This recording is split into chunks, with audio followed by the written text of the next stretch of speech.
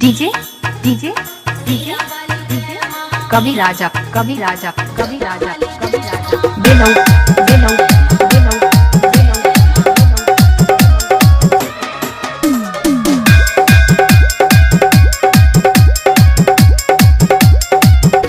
पूजा के सामान लेवे जाता नी बदरिया गुरुजा को साफ साफ लिख ली सावरिया ए जी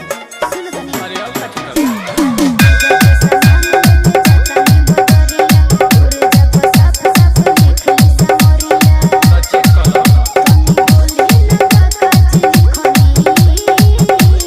अरे तो सुना बोली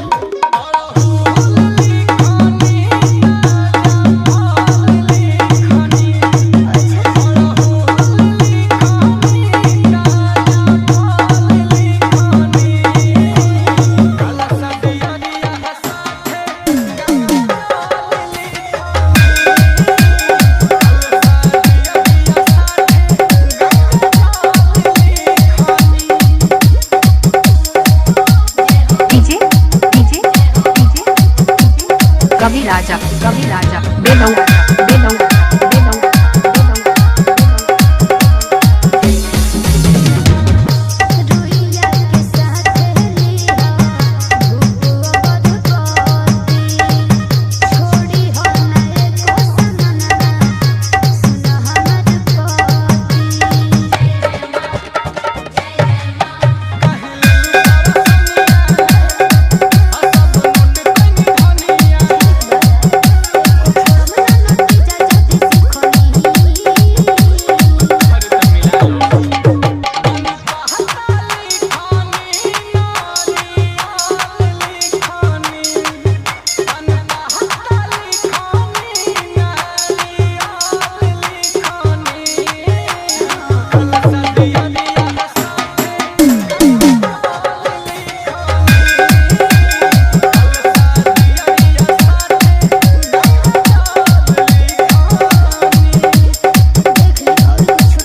डीजे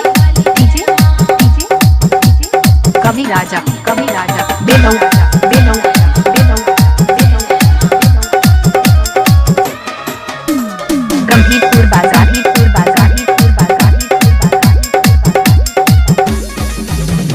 मैसेज को दे हब जवान आ जाई याद जी ले ले पंच मेवा बना दे खाती प्रसाद